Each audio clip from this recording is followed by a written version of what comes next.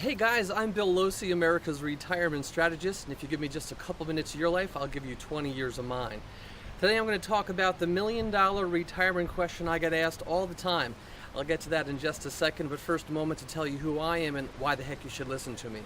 In case you don't know me, I'm the former resident retirement expert on CNBC's On the Money.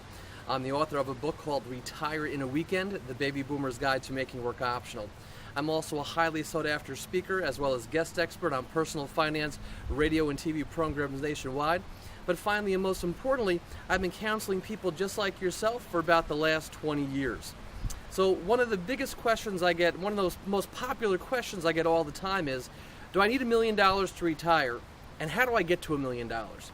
So the answer to question number one is no, you don't need $1,000,000 to retire. It's certainly a nice seven-figure threshold to try to get to, but I have lots of clients and lots of people I talk to who don't have $1,000,000 that have retired and are doing it very successfully.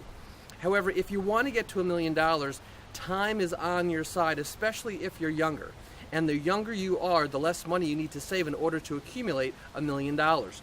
So earlier today, I just ran some quick calculations and wanted to show you that if you're a 25-year-old person, for example, and you could save $5,000 per year, you would have $1,000,000 by the time you're 65. If you're a 35-year-old individual, in 30 years at age 65, you'd only have to save $10,000 per year, okay? But as we're getting older now and as the time is getting closer to 65, the amount of money that you need to save gets magnified. So as an example, if you're 45 years old and retirement is 20 years away, you need to set aside $23,000. Now, I don't come across many people that can save that kind of money, but that's what you need to do if you're a late starter and you want to get to that $1,000,000 mark.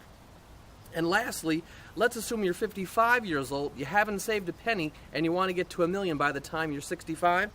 Well, you need to save about $68,000 per year, and that assumes a 7% rate of return on your portfolio. So here's the deal. If you're young, start saving money. If you're older, start saving a lot more money because you're going to need it.